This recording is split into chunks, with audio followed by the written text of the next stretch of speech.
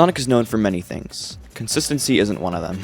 And so, naturally, over the years, there's been a handful of levels that most of the Sonic community doesn't like. From the classics alone, I can name off Labyrinth, Wacky Workbench, Metropolis, and Sandopolis, all levels that are, at best, mildly annoying, and at worst, flat out bad. But when taking a closer look at other stages people love to hate on, one of them tends to be the topic of conversation more often than not.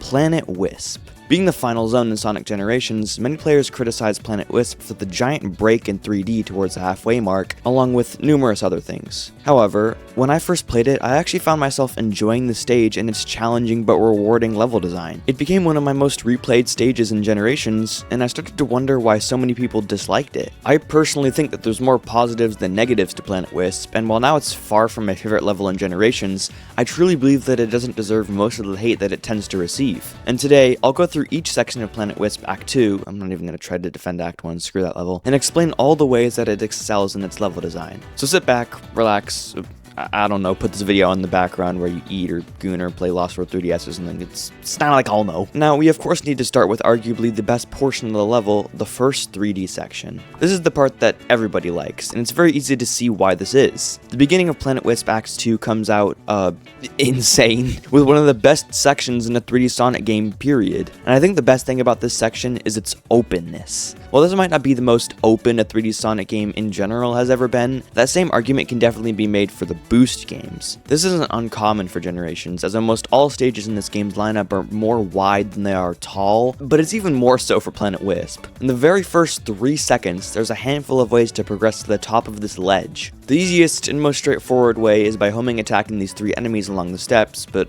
let's be real, this looks boring. The second way is a lot more hidden, and I can guarantee that most of you didn't even know it existed. By ignoring the front of the cliff entirely and running along the left side, you'll find a set of springs that sends you directly to the top. Is it faster? No.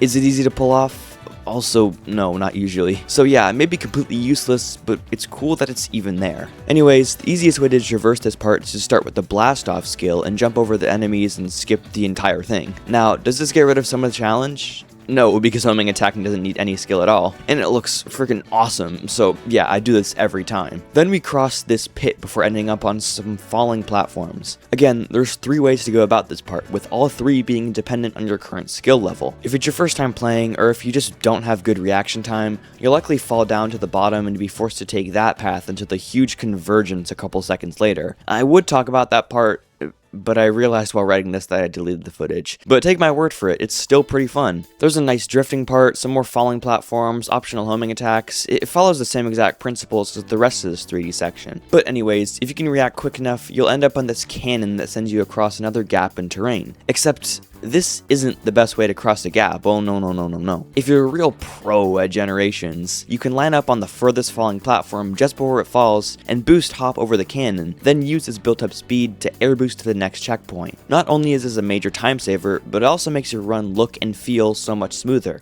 But then we get to the truly open part. So many paths, so many ways to get across yet another gap, and all of them just feel natural. A big complaint when it comes to Generation Sonic is how he controls, with most people commenting on just how hard to control or how tanky he is. But this part acknowledges that and uses the strengths of his more speed-oriented physics to its advantage. As a lot of distance can be gained on the ground or in the air from simply boosting, some paths can be reached with an air boost while others require a boost jump. But the worst part about this great stretch of platforming is that it can be completely skipped. Now, this doesn't seem like a problem. After all, skips are an integral part of any Sonic game. However, my gripe with this skip in particular is that it feels too easy. All you gotta do is boost jump and homing attack. If there wasn't this extra safety at the end of it all, for lack of better terms, this skip would feel much more earned and satisfying to pull off. In the grand scheme of this level, does this really matter?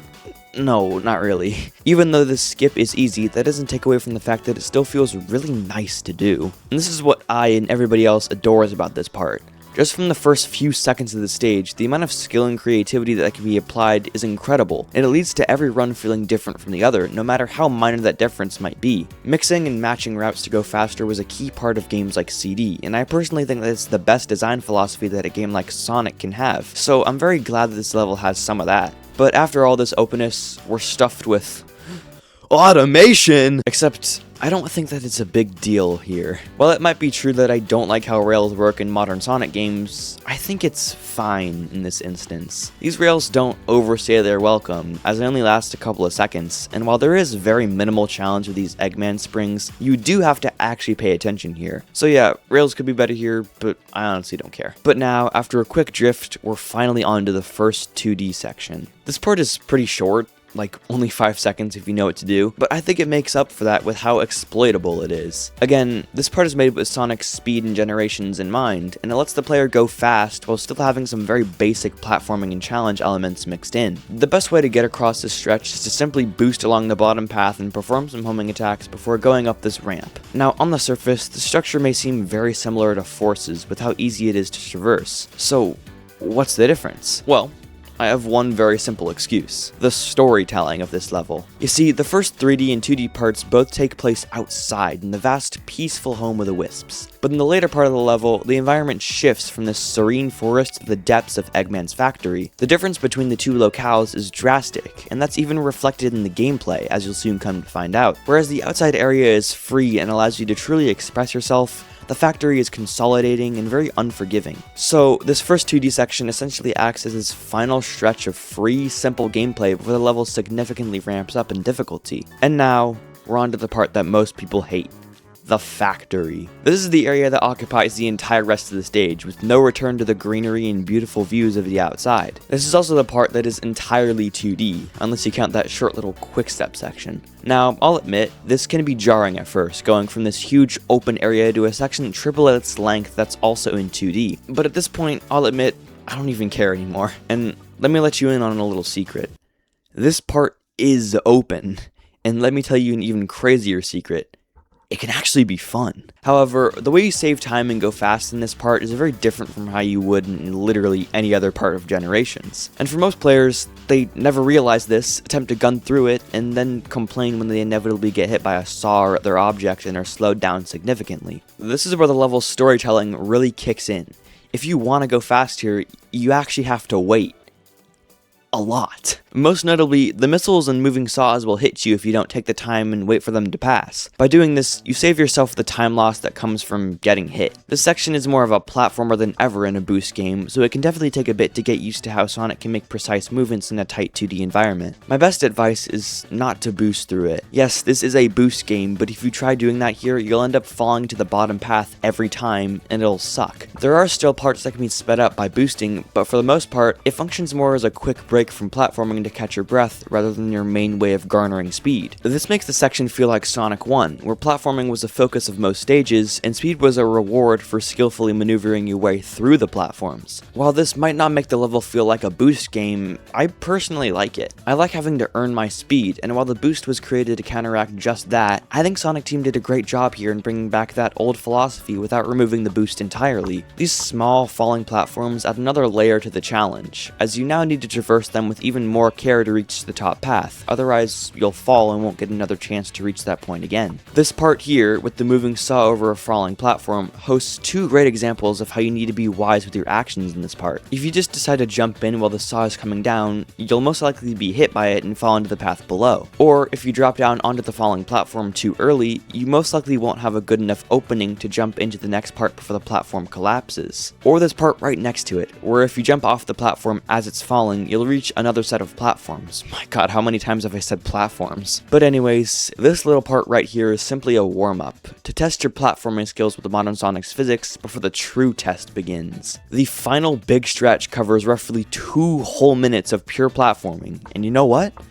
It's really fun. This part introduces these conveyor belts with boxes of coal, which is the main gimmick right besides the Rocket Wisp. Oh yeah, the Rocket Wisp. The Rocket Wisp is one that usually is overlooked, and I won't lie, it probably wasn't the best pick. However, this level sticks with the rocket and leans into it with its capabilities. Planet Wisp embraces it, and as a result, there's many alternate pathways that can only be reached with the rocket. For example, by collecting this wisp on one of the conveyor belt parts, you'll be able to use it by this trail of rings leading upwards to a secret path, which is a lot faster than any other route. The ending is centered around the rocket. as you have to collect capsules that are littered around to use them before the ceiling above crushes you. While this isn't that much of a challenge, there's just something so satisfying about sequentially performing homing attacks and stomps to make it all faster. Also, the main complaint I hear with the rocket is that the charge feature makes no sense at all, and to that I can 100% agree with, because the truth is, you don't even need to charge it. You'll have plenty of force to break through the barriers by just tapping Y, and it makes everything smoother and faster. So yeah, not tutorialized well, but this is Sonic, what else is new?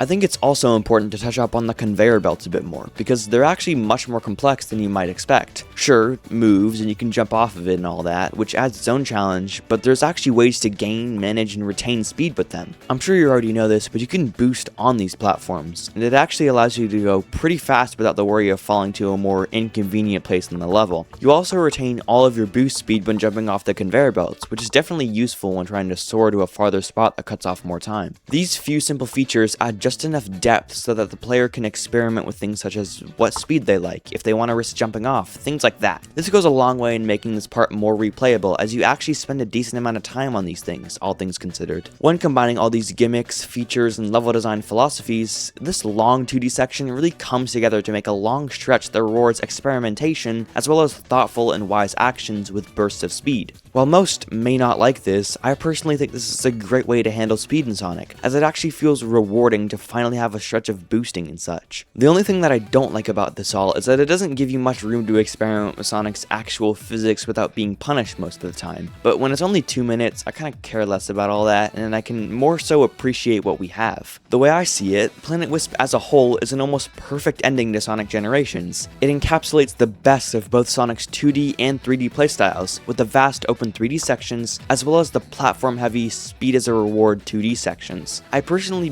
wouldn't want anything else as a send-off to Sonic's history, except for Act 1, again that level actually kinda sucks. So if you're gonna take anything away from this, it's that you should give Planet Wisp Act 2 a second chance with a fresh new mindset. Don't go rushing into that 2D part with the same 3D mentality. Don't try to brute force anything, but instead, just try waiting. It sounds crazy, I know, but when you actually take a second to contemplate what to do next here instead of just holding boost and hoping for the best, you'll actually find that it's some decent fun to just platform for a solid couple of minutes. Boot up gens if you can, replay Planet Wisp, learn some new routes, put on a video in the background or something. I promise you'll find some sort of enjoyment from it. Anyways, that's gonna be all for today's video. If you like this, be sure to like and subscribe to the channel, maybe comment your thoughts on this whole thing, as that is truly the best way to support the channel. But of course, thank you so much for watching, and I'll see you all next week.